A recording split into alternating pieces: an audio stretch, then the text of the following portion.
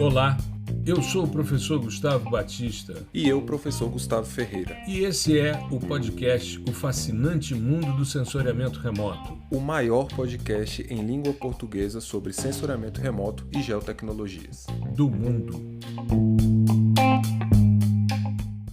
Olá, nós estamos começando mais um episódio do podcast O Fascinante Mundo do Sensoriamento Remoto. Episódio 186, e hoje a gente vai retomar uma discussão que já rolou aqui no nosso podcast em algumas vezes, quando a gente já falou sobre monitoramento do ciclo do carbono. Mas por que isso? Porque as discussões que estão acontecendo agora sobre questões climáticas, enfim, sobre necessidade de monitoramento, necessidade de saber quanto existe de áreas disponíveis para gerar ativos ambientais voltados à questão do carbono, a questão da prestação de serviços ecossistêmicos, ou seja, o céu é o limite, né? Só que antes eu queria dar meu boa noite, boa tarde, boa manhã ao meu amigo Gustavo Ferreira. Tudo bem, meu querido? Fala aí, professor, tudo bem? Tudo certo? Espero que todos aí que estão nos ouvindo estejam bem também. E esse é um assunto emblemático, né? Um tema emblemático. É muito. Quando a gente foi falar sobre a pauta, né? Sobre o que seria o episódio, Uhum. eu lembrei de, assim, desde quando eu escuto sobre isso, né, Hum, sobre esse tema específico. E eu lembro no ensino fundamental ali, no caderno, no livrinho ali de estudos sociais, né, antigamente que tinha, uhum, ou de ciências também, que eram as matérias que juntava ali um monte de outras matérias, né, e uhum, tinha muito essa questão de se falar, né, sobre o monitoramento, não diretamente, mas o quão prejudicial pode ser não monitorar. uhum. E aí Exato. a gente está sempre, passa, sei lá, eu estava no ensino fundamental nos anos 2000, então, pô, faz no mínimo aí 2 décadas, né? E a gente discutindo sobre isso, só que na minha percepção, né, desde quando eu era mais novo, aí, criança, adolescente e tal, a gente tinha uma percepção de que a coisa não ia evoluir, né? Pô, Uhum, beleza, isso aí tá no livro, fala e tal, mas parece que nenhuma ação é colocada assim em prática, né? Parece que tudo uhum, fica muito no mundo das ideias, é uma discussão muito científica, é, uhum, até então. E agora, né, 2020 para cá, que eu tô realmente com essa percepção, essa intuição de que, cara, eu acho que agora o negócio vai. Não é que vai dar certo, mas que ele vai ser colocado em prática de uma maneira mais global, sabe?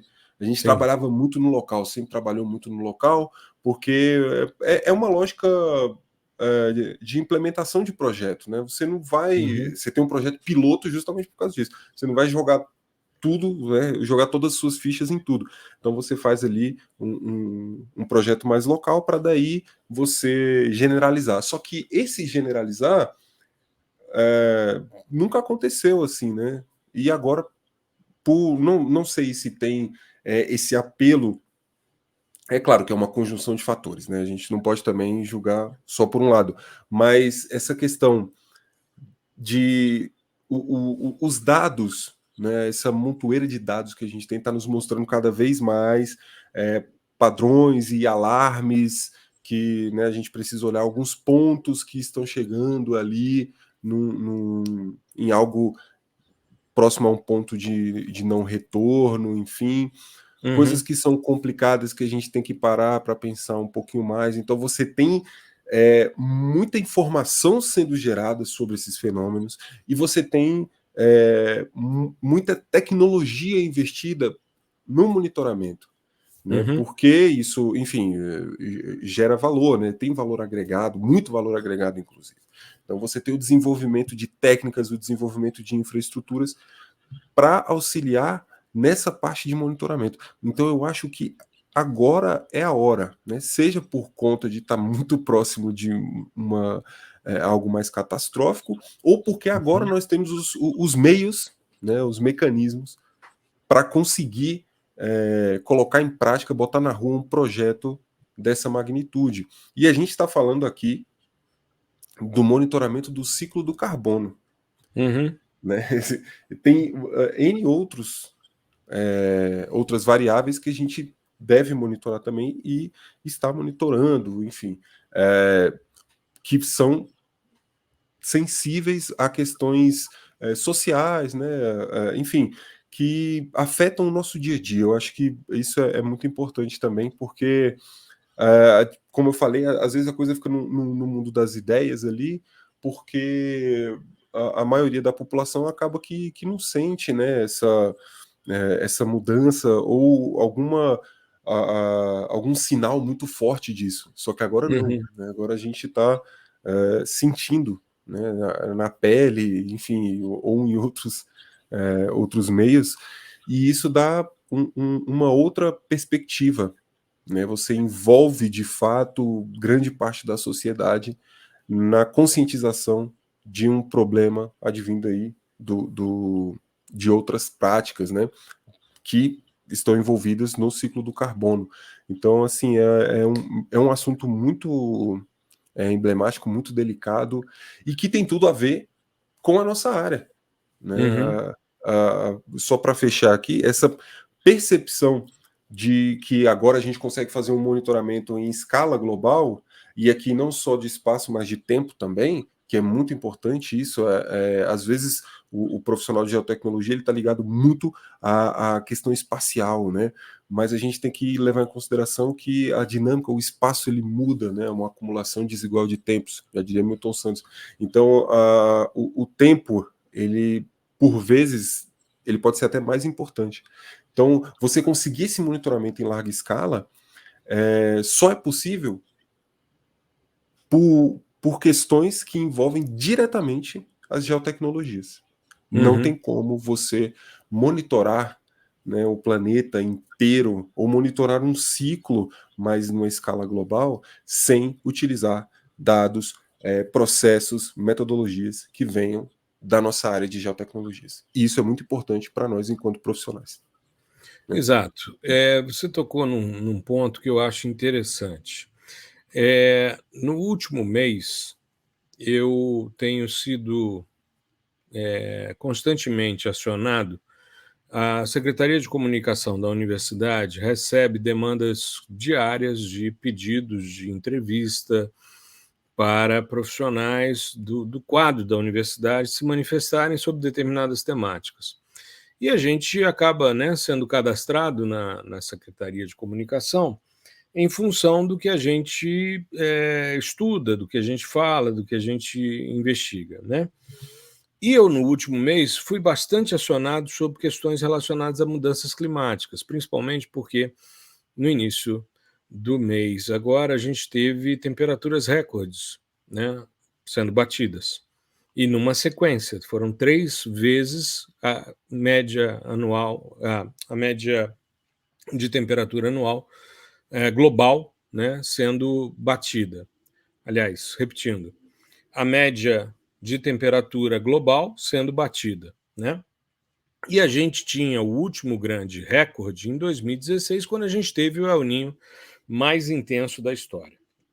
Mas se a gente for analisar, a gente teve agora algumas discussões, se a gente pegar, por exemplo, algumas postagens, né? Por exemplo, Copérnicos, né? Do programa da União Europeia de monitoramento, fala sobre a semana mais quente já registrada, de acordo com dados preliminares. Segue-se o junho mais quente já registrado, com temperaturas sem precedentes da temperatura de superfície do mar e extensão recorde de gelo no mar Antártico, né, uma extensão baixa. Né? Isso, uma divulgação feita pela Organização Mundial de Meteorologia. Anomalias bastante generosas de temperaturas. Hoje, a gente está gravando na quinta-feira, né? O nosso podcast vai ao ar na segunda-feira. Mas hoje a gente viu uma discussão, a Folha de São Paulo trouxe uma discussão sobre a crise climática e que a temperatura da superfície do oceano na região da Flórida Keys, nos Estados Unidos, estava numa temperatura de banheira de hidromassagem. Uma boia que mede a temperatura da água dentro do Parque Nacional de Everglades, na Baía de Manatee, atingiu uma máxima de 38,44 graus Celsius nessa segunda, dia 24, início dessa semana que a gente está gravando. As temperaturas normais da água nessa área, nessa época do ano, é entre 23 e 31 graus. Elas estavam em 38,4. Saiu um estudo recente também falando sobre os problemas de circulação oceânica, né, que um grupo de pesquisadores publicou um artigo mostrando um problema de circulação e o principal motor de distribuição de calor do planeta da zona intertropical para as zonas polares são as correntes marítimas. Enfim, então a gente está se deparando aí com uma série de eventos que realmente estão chamando muita atenção.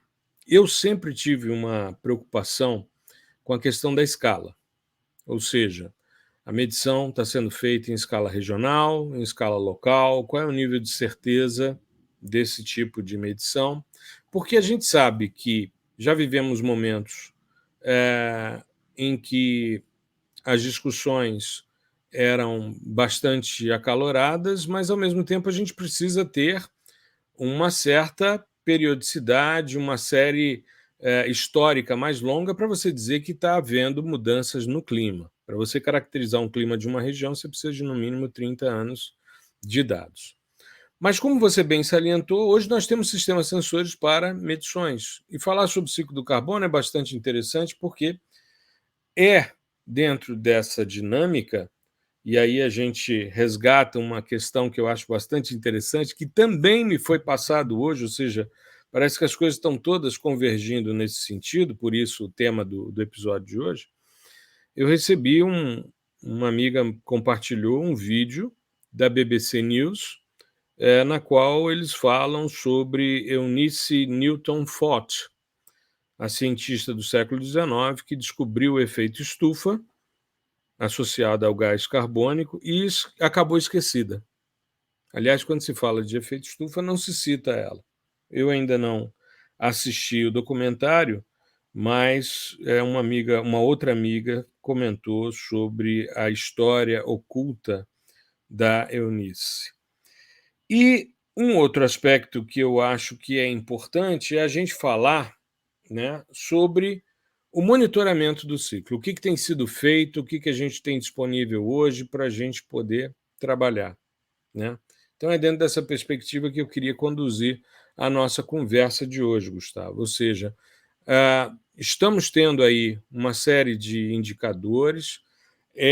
Tive uma reunião essa semana que foi muito interessante, porque um conhecido virou-se para mim e disse que realmente a questão é a gente preservar o que a gente tem em termos de planeta, porque não tem planeta B. Tem até uma propaganda que eu vi outro dia na televisão que fala sobre isso, não existe um planeta B. E ele dizendo, mesmo que haja, eu prefiro o Nordeste a ir morar em Marte, né? Então, pois é verdade. Eu prefiro muito mais, né, ir para João Pessoa do que para Marte. Eu adoraria a Marte. Confesso a você que teria muito interesse de ir, conhecer e voltar para eu ficar também. férias em João Pessoa, né, na praia, tranquilo. Então, eu acho que é fundamental a gente falar um pouco sobre os avanços, já que a gente já falou em outros episódios sobre monitoramentos, os avanços que a gente tem em relação a isso. E aí eu queria focar o nosso episódio em dois grandes contextos. Primeiro, os principais datasets que existem hoje de biomassa, principalmente dentro do Google Earth Engine. E a gente falar sobre as missões de radar que estarão aí disponíveis em breve. A gente viu no último simpósio que radar e hiperespectral são o futuro, E o hiperespectral pela perspectiva da gente fazer o monitoramento de gases atmosféricos, principalmente os gases de efeito estufa, na faixa do espectro óptico refletido. Né, Gustavo? Essa é legal a gente, novamente, né, falar sobre essa questão da integração, né? Como Uhum. que você consegue integrar dados, por exemplo, de biomassa já consolidados e tal, já ali pronto para uso, né? E como você pode integrá-los, por exemplo, com o, o monitoramento por microondas, né? Uhum. E, ou até mesmo, se eu não estou enganado, você tem até um orientando trabalhando nisso, Tem. atualizar os dados de biomassa, levando em consideração os dados de radar, né? Sim. Principalmente no domínio amazônico. E, Uhum. e isso traz aqui para a gente a questão de você ser um profissional em geotecnologias mais generalista, né? Porque a integração pede isso. Se você for o cara que eu sou o especialista, assim, única e exclusivamente em ótico. Uhum. Basicamente, vinir, né? Visível e infravermelho próximo. Cara, eu Uhum. sei tudo disso aqui, mas você não sabe nada do resto. E aí, você, infelizmente, os seus dias estão contados dentro dessa lógica eu não digo nem do mercado, mas da conscientização das pessoas que trabalham com esse tipo de dado. Você Uhum. precisa ser generalista, você precisa ter essa sensibilidade, né? Não é conhecer tudo de tudo, porque isso é impossível, né? Isso vai ser, sei lá, qual era o nome do filme lá, Rayman, um negócio desse aí. É, Você não precisa ser um cara mente cabulosa que, cara, eu sei tudo de tudo, sou top, mas você precisa saber um pouquinho, que aquele pouquinho vai te permitir entrar, resolver um pouquinho dos seus problemas, e se você precisar se aprofundar, você vai ter o tempo necessário, e porque você já teve uma base. Né? Você precisa Uhum. entender as bases de todas as áreas que você vai trabalhar. Então, se hoje em termos de monitoramento do ciclo do carbono. Se você não souber radar, você não consegue evoluir. Né? Exato. Então Exato. você não tem um domínio. É a mesma coisa que a gente sempre fala aqui do cara que é, hoje em dia entra no mercado de trabalho e não sabe nada de programação. Se Uhum. você não sabe, você não vai evoluir.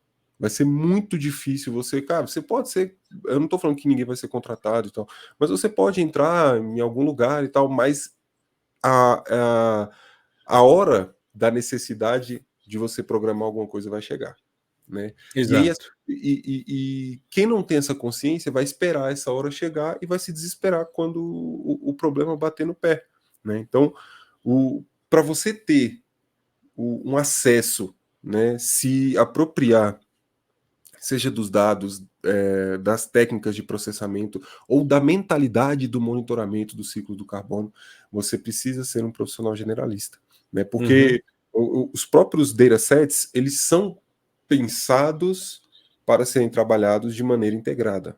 Uhum. Nenhum deles ali, você vai no Earth Engine lá, não é para você trabalhar só aquilo, porque só aquilo não vai te explicar o fenômeno, não vai ser um proxy, assim, né, bem distante.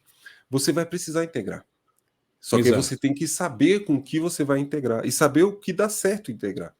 Né? Isso Exato. Para isso é precisa muito. saber quais são os sistemas sensores. Exatamente. Então, aí a gente vai puxando o fio, entendeu? E você vai chegando em um monte de outras ramificações que pode ser um monte, mas todas elas remontam à questão de fundamentos, seja de qualquer coisa, né? Uhum. Seja o próprio ciclo, né? Entender quais são os fundamentos envolvidos ali, físico-químicos e biológicos dentro do ciclo do carbono. Bom, então, integrar é a chave, porque se Uhum. você não souber, é, inclusive, o que você vai integrar, você não vai conseguir extrair o seu resultado, né? E esses datasets, eles foram pensados para não serem utilizados sozinhos, né? Isolados, porque você não pode explicar um fenômeno dessa magnitude só com uma variável. Uhum. Tem várias. E aí você precisa utilizar dessas outras variáveis, e para isso você tem que conhecer, no mínimo, os fundamentos que estão envolvidos ali nessa questão de cada variável. Por exemplo, as imagens SAR. Né? Você precisa Uhum. entender qual é o processo envolvido, por que uma imagem SAR, enfim, numa polarização específica e tal, numa configuração específica, ela tem alguma correlação, ou pelo menos se tem uma correlação com biomassa. Né? E uma coisa que é interessante é que essa integração ela precisa ser feita, mas ao mesmo tempo você não tem formação na área de radar. Então a gente vê, por exemplo, ninguém sai da graduação sabendo processar dados de radar, ninguém sai conhecendo dados de radar, e um potencial imenso. Então é interessante a gente pensar nesse processo de integração. Como você bem salientou, eu estou com um aluno que está fazendo a atualização de uma das bases de dados, porque os dados estão disponíveis para o ano de 2010 e a gente tem 13 anos aí de supressão de vegetação. E a melhor maneira da gente verificar, é claro que a gente está usando numa área de controle pequena para propor um processo metodológico e depois ajustar, mas a melhor maneira é você pegar o que você teve de supressão de vegetação e o que teve de conversão de uso, né? Que é dentro da lógica da detecção de mudança. Bom, mas se a gente for pensar em termos de contexto, eu acho que tem algumas coisas que são extremamente importantes serem pontuadas para a nossa audiência. Eu queria começar com a novidade do MAP Biomas Brasil, que é o sistema de carbono orgânico, né, um mapeamento de carbono orgânico do solo por hectare.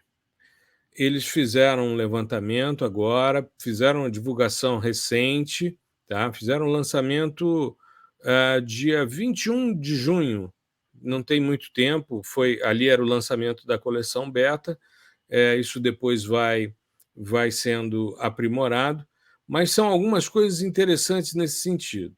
Né? Isso você entrando no portal do MAP Biomas, mapbiomas.org, você acessa a esse portal, né, esse dashboard aí que está falando sobre, por biomas, o comportamento do carbono orgânico no solo. Em termos absolutos, é claro, a Amazônia ganha, né? Porém, quando a gente pensa em termos de estoque médio de carbono orgânico no solo por hectare, a Mata Atlântica e o Pampa apresentam os maiores estoques. Então, a gente já tem aqui um componente extremamente importante, que é a quantidade de carbono que está estocada no solo. E que quando você começa a utilizar processos de agricultura, você pode, de certa forma, comprometer esses estoques. Né? Então, é importante conhecer para poder fazer um bom manejo.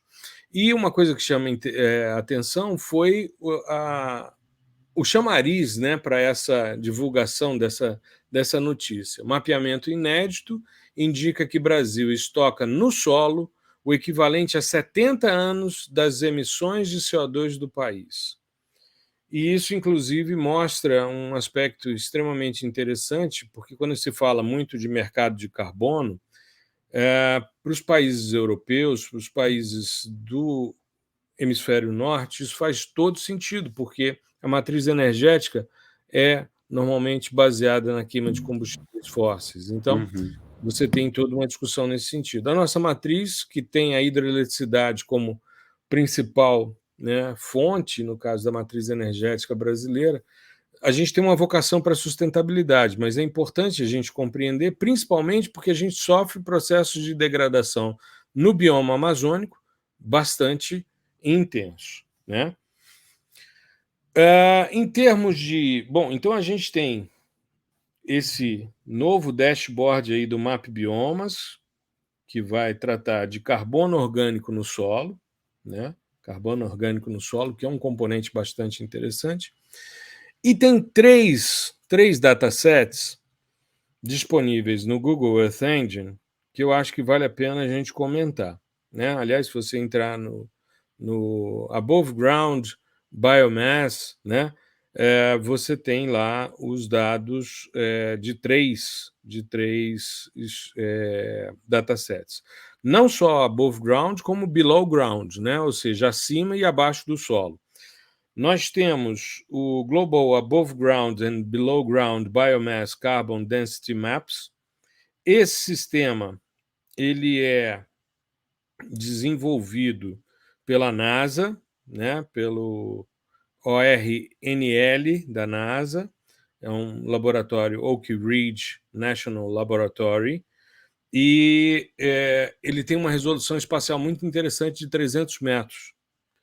É uma estrutura que se baseia na biomassa acima e abaixo do solo, porém para o ano de 2010. Aliás, as bases todas, os datasets todos são 2010. Elas param aí, né?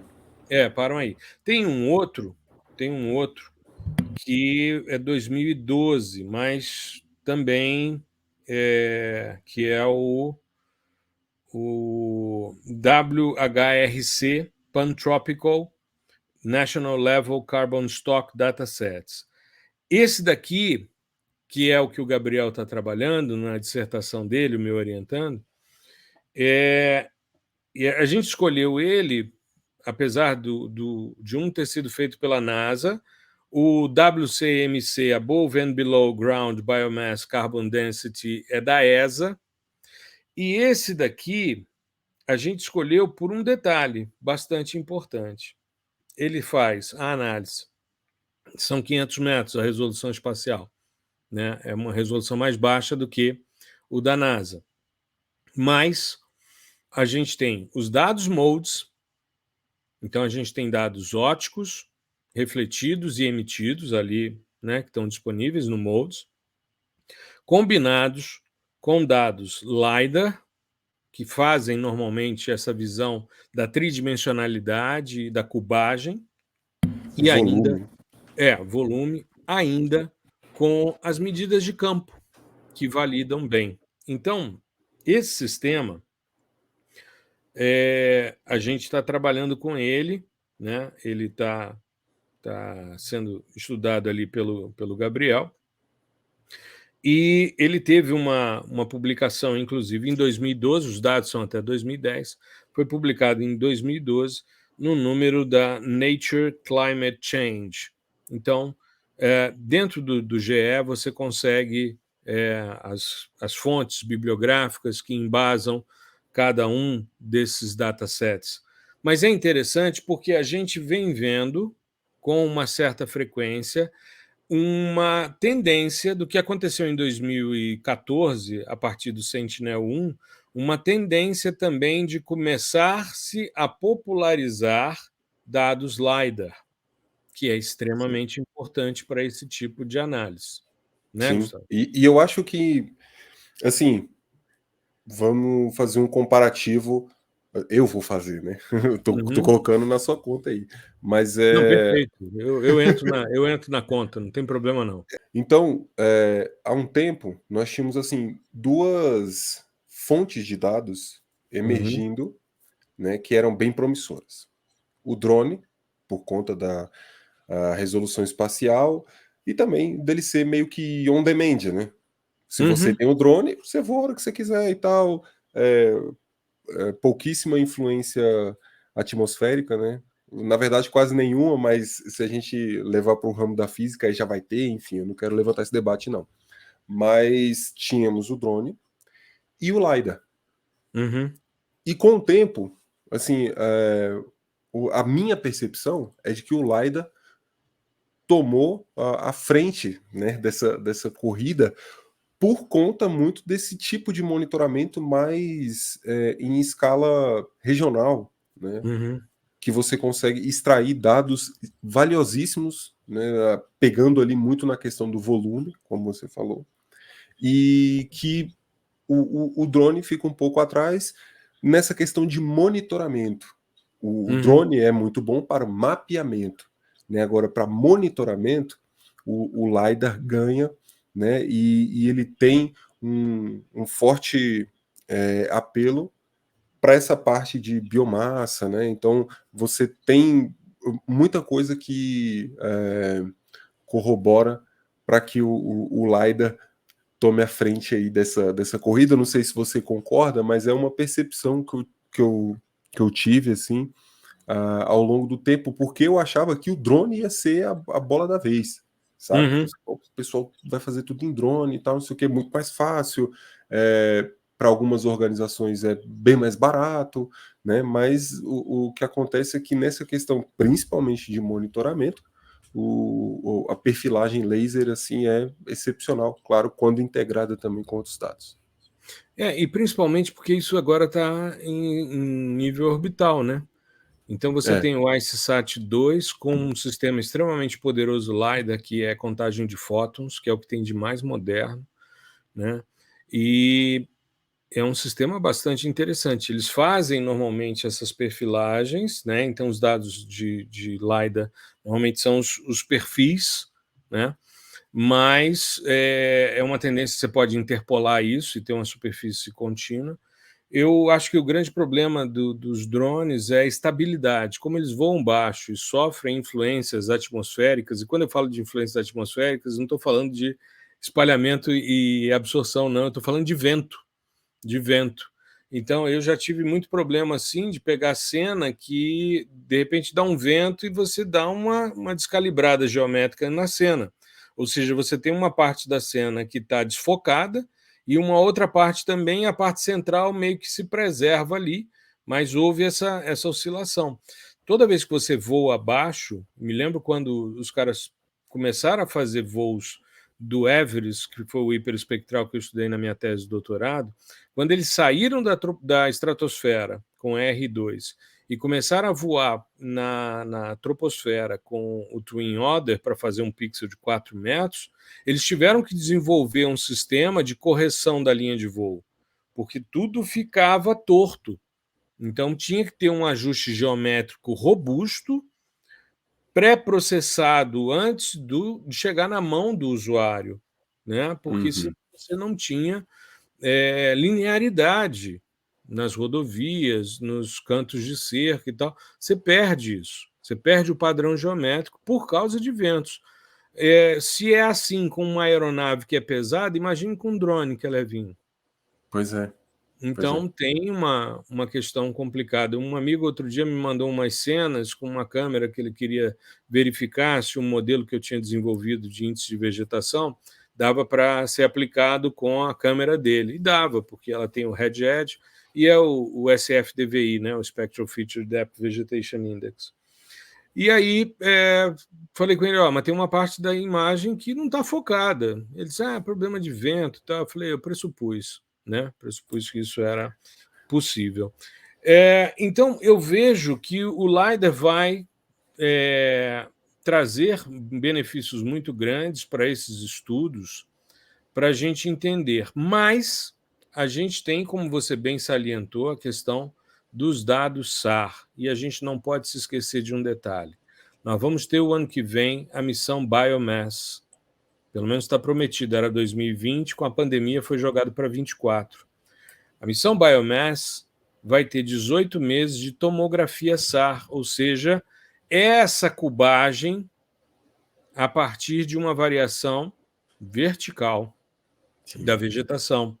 E depois dos 18 meses iniciais de modo tomográfico, ela vai ser um sistema interferométrico e que também dá para você utilizar se você tiver, por exemplo, supressão. Então, a expectativa do projeto Biomass é que a gente tenha, a partir do ano que vem, com banda S, aliás, com banda P, né? Banda P, que é a de mais baixa frequência, vai ser um desafio imenso, né? A gente vai ter aí a possibilidade de monitorar todas as árvores do planeta. Essa é a propaganda do projeto Biomass da Agência Espacial Europeia. E, além disso, a gente vai ter a missão NISA, né, que vai ser uma missão na banda L, pela NASA, em conjunto com a ESA-RO, que é a Agência Espacial Indiana, que vai ser... Aliás, a NASA vai fazer a banda S, que é mais tecnológica e menor frequência, enquanto que a ESRO vai lançar a banda L. Vai ser um sistema também para esse tipo de monitoramento. Então, a gente tem muito pouco tempo, além dos dados LiDAR, além dos datasets, além das possibilidades de integração, a gente vai ter umas 2 missões extremamente, pelo menos oferecem muita perspectiva em termos de cubagem e a discussão de biomassa viva acima do solo. Então, Sim. é algo extremamente importante para a gente avaliar. Não, e para você ver a emergência desse tipo de monitoramento, né? O quão raro era ter um dataset desse há um tempo, né? E agora a gente vai faltar máquina para processar isso tudo, né? Exato. Vai ter que ter porque é pesado, esse negócio é pesado pra caramba. E assim, pô, sei lá, há 10 anos por aí, você não tinha disponibilidade disso assim tão fácil, né? Uhum. Então, para a gente ver que tudo, né, converge para a importância do monitoramento, né? Uhum. E aqui a gente está pegando um extrato bem específico, que é do ciclo do carbono, mas monitoramento em geral, principalmente de vegetação, né, que é um ponto forte da questão de mudanças climáticas, enfim. E aí a gente ainda tem, e a gente não pode se esquecer, a gente ainda tem sistemas ópticos que estão cada vez mais poderosos. Aí eu vou citar o caso da Planet, a PlanetScope.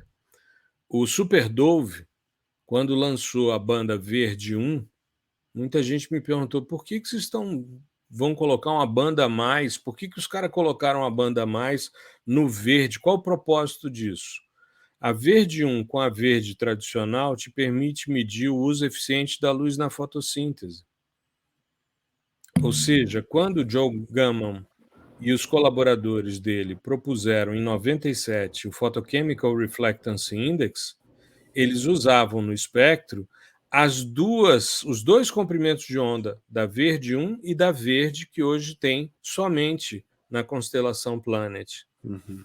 Então, é claro que você pode ajustar e medir essa Verde 1 a partir da azul tradicional, que foi o ajuste que eu fiz quando eu trouxe o modelo CO2 Flux para o Brasil, né? Quando eu comecei a validar e ajustar para dados multiespectrais, porque ele foi desenvolvido para hiper. Mas ele se baseava no modelo, no Photochemical Reflectance Index, que é específico para a região do verde, e que é o uso eficiente da luz na fotossíntese. E é interessante porque com os dados da Planet a gente consegue simular e ver como é que muda isso à medida em que as fitofisionomias vão variando. Você está trabalhando na região de sequestro de carbono. Sim. E você consegue também, com dados hiperespectrais, e isso é uma questão que é importante a gente pensar, nos novos sistemas hiperespectrais. Então, você que está nos ouvindo, fique atento e comece a entender de sistemas hiperespectrais. Por quê? Porque existem índices espectrais que os multiespectrais não permitem você definir. Vou dar um exemplo. Outro dia, o Rubens, que esteve com a gente aqui recentemente no podcast, me perguntou, quando a gente falou na semana passada sobre a constelação, a nova constelação do Landsat Next, se ia ser possível medir nitrogênio, porque o Normalized Difference Nitrogen Index existe e foi pensado para espectros, mas você não tem bandas nos sistemas multiespectrais, porque são bandas na região do SWOR, do Shortwave Infrared, que você não tem bandas equivalentes. Ou, se tem, estão agrupadas numa banda única, como é o caso do SWOR 1, por exemplo, no Landsat 8 e no Landsat 9. Então, com dados hiperespectrais, o céu é o limite. E se você pegar dados não corrigidos para os efeitos atmosféricos, ou seja, se você pegar os dados no nível do sensor, você ainda tem as feições de absorção dos gases de efeito estufa. Eu desenvolvi no início dos anos 2000, quando comecei a trabalhar com o ciclo do carbono, com monitoramento por sensoriamento remoto, desenvolvi o ICO2, que é um índice proporcional ao conteúdo de CO2 atmosférico, na coluna de ar adjacente ao alvo, ou seja, gases atmosféricos centrados em 2 micrômetros. E quando você correlaciona com o VNIR, que é a região da fotossíntese, as coisas são altamente correlacionáveis. Então, a gente tem aí uma possibilidade muito grande de, nos próximos anos, ter metodologias extremamente poderosas para a gente poder monitorar e validar essa biomassa viva acima do solo e abaixo do solo com esses dados que estão sendo disponibilizados aí, como é o caso do Map Biomas, né? Então, só para a gente fixar a nossa discussão aqui, ficar atento aos dados LiDAR, que estão sendo cada vez mais disponíveis de forma gratuita, né? Os dados SAR, que vêm sendo popularizados desde 2014 com a constelação Copérnicos, especificamente com o Sentinel-1, isso em 2014, e ficar atentos à missão Biomass e NISA, o ano que vem, as duas previstas, Agência Espacial, Agência Espacial Europeia, Agência Espacial Americana, junto com a Indiana, e atento aos sistemas hiperespectrais e as possibilidades da gente avançar. Além disso, dar uma investigada e uma explorada nesses 3 datasets que estão disponíveis no Google Earth Engine. Tá? Só lembrando, a gente tem o Global Above Ground and Below Ground Biomass Carbon Density Maps, o WCMC Above and Below Ground Biomass Carbon Density e o WHRC Pantropical National Level Carbon Stock Datasets.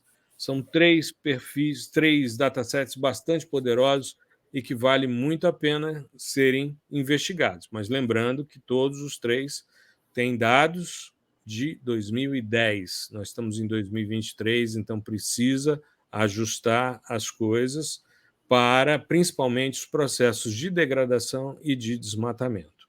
E de certo? conversão, né, e tal. Conversão de uso. Essa, assim, voltando novamente aqui para a parte do profissional, né? Bom, a gente já falou dessa necessidade de você entender tanto o LiDAR, que é muito importante, quanto o SAR, né?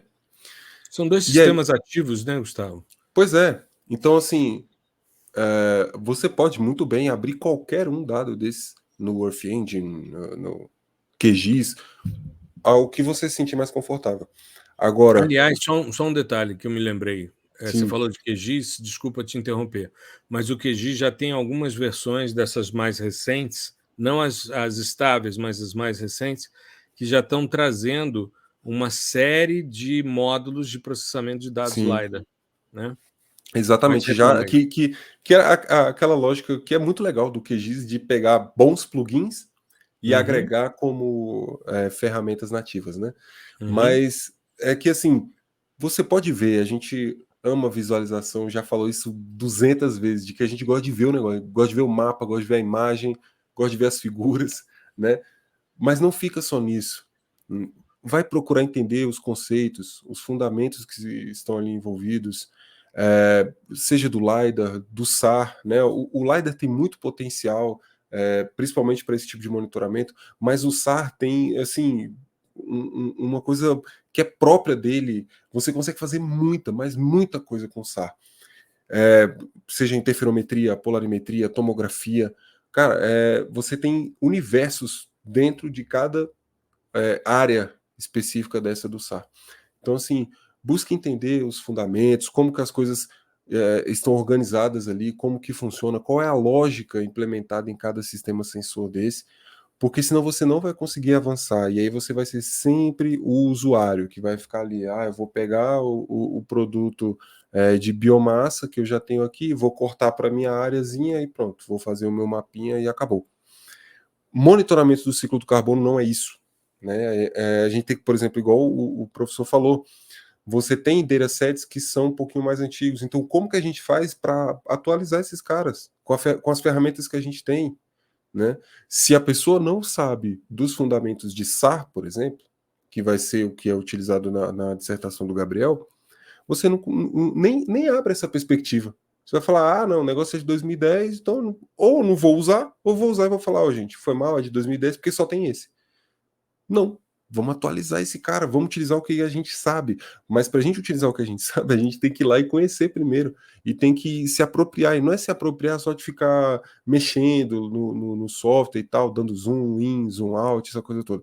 É entender como que esse cara ele fornece esse dado, como que é gerado esse dado, por que que o dado é esse, por que que, por exemplo, no caso do SAR, a propriedade física que ele está enxergando é essa, por que que nessa polarização acontece isso, por que que nessa outra eu vejo outra coisa, né? Então, assim, isso é importante, faz parte dos fundamentos, né? Eu acho que a ideia é que o monitoramento do ciclo do carbono se perpetue, né? E para Uhum. isso você precisa de bons profissionais, e bons profissionais na nossa área, principalmente, né? Que vai fazer todo o trabalho de análise, né? E até mesmo desenhar metodologias, como você falou, muito mais refinadas e robustas com todos esses dados que estão chegando, todas essas missões que estão previstas, que não é para daqui a 10, 20 anos, é ano que vem, né? 2025 e tal.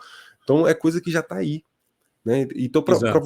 você se formar um bom profissional, para poder trabalhar com isso e fazer um trabalho bacana e, né, que sirva bem à sociedade, você tem que entrar de cabeça nos fundamentos, nas bases, né, de todas essas coisas. Perfeito, perfeito.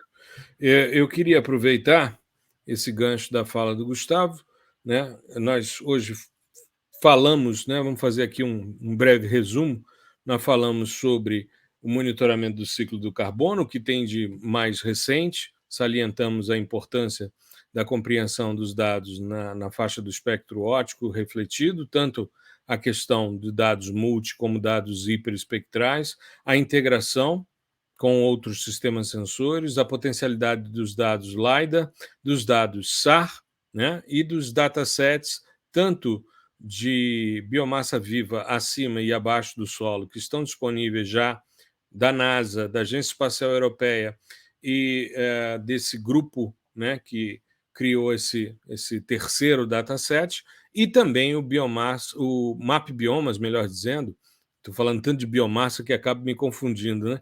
E também o Map Biomas carbono orgânico no solo. Queria aproveitar esse finalzinho para convidar você que está nos ouvindo para no dia 16 de agosto, às 19 horas, você participar do evento Primeiros Passos no Sensoriamento Remoto. Vai ser um evento que eu e Gustavo vamos fazer, em que nós vamos discutir os aspectos relacionados a tudo, né, teoria e prática, com softwares livres gratuitos, com linguagem de programação R. Então, nós vamos abordar os aspectos teóricos do sensoriamento, passando pela interpretação visual de imagens, e vamos ingressar no PDI, falando um pouco sobre pré-processamento, contraste, composição colorida e índices espectrais. Né? A gente vai ter certificado, enfim, tem toda essa questão. E para você se inscrever, eu vou colocar o link no texto, né, de divulgação, mas eu vou aproveitar aqui para quem está assistindo no vídeo e vou colocar aqui para Rodar. que as pessoas possam se inscrever. Deixa eu só fazer isso aqui para ajustar. Cara, Muito. vai ser vai ser um evento desafiador assim, para a gente, né? Porque a nossa ideia é chegar naquele cara, porque os nossos eventos em geral, eles têm uma pegada um pouco mais para o cara que já é iniciado, né? Exato. E a gente tem recebido muito questionamento de fundamento, né? De De quem lacunas quer chegar, né? Quem quer isso, chegar no sensoriamento lacunas remoto. lacunas conceituais que são próprios de pessoas que ainda não se apropriaram do censuramento remoto. Uhum, Então a nossa ideia é chegar nesse cara. E aí você deve estar pensando, mas vai ter até programação e tal. Sim, porque programação também entra nisso. Né? uhum, A gente já cansou de falar que é obrigatório. Se você está nessa etapa de, pô, eu gosto desse tema, eu quero trabalhar com isso futuramente, eu quero desenvolver um trabalho científico, ou quero entrar no mercado para trabalhar com sensoramento remoto, com geotecnologias. Né? Se você uhum, está nessa pegada, é obrigatório se apropriar e dominar uma linguagem de programação, pelo menos. Tá? uhum. Então a nossa ideia é trabalhar dentro de 3 pilares: fundamentos, interpretação e processamento. Então, você vai conseguir identificar todas aquelas conexões que são feitas entre o processamento, a interpretação e os fundamentos. Né? Porque isso é muito comum de quem ainda está chegando, ainda está ali, ainda não mergulhou, ainda nem colocou o pé na água, né? Que é tentar achar uma conexão entre o que ele roda no software ou na linguagem e o que ele leu no livro e viu em algum vídeo sobre fundamentos. Então, a nossa ideia é um evento para essa galera, né, e para tentar criar esse tipo de conexão na mente de todo mundo, para a gente conseguir formar cada vez mais bons profissionais em geotecnologias que vão atuar nesses grandes projetos aí, por exemplo, de monitoramento do ciclo do carbono. Perfeito. Então, você está passando aqui embaixo, para quem está assistindo em vídeo, é geosensor.com.br/evento FSR, de Fundamentos de Sistemas Sensores, aliás, Fundamentos de Sensoriamento Remoto, _e-mail, tá? Então, é geosensor.com.br/evento FSR-e-mail, tá? E aí, inscrição gratuita, você vai ganhar um e-book quando se inscrever, enfim, e vai ter aí certificado, né, para a participação. Aí nós estamos pensando num evento de 2 horas e pouco, né, vai ser numa segunda-feira, dia 16 de agosto, às 19 horas. Vamos fazer um pouquinho mais cedo do que normalmente a gente faz, né?